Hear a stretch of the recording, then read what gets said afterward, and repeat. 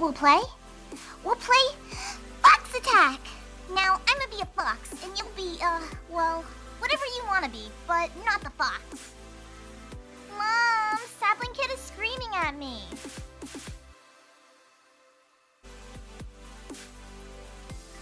Ugh, come on! I wanted to be a fox. Why do you always want to take the best roles and leave the worst for everyone else? Ugh, unfair. I don't think you quite understand. I am a superheroine.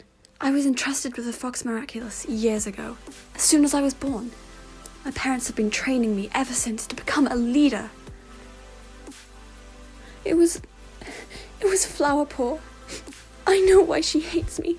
It's because Golden Paw and I are so close. She's jealous of our love.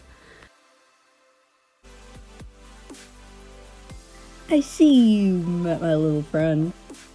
How about we make this easy, Flower Paw? Give me your Miraculous. Hey, Lizard Paw, you want to go hunting together? It would be great fun. No, Bee-Whisker. You've done enough already. Welcome to ThunderClan, Golden Paw. You ungrateful little pest! I can't believe you're asking for food and shelter! Run back to your clan! I'm truly sorry.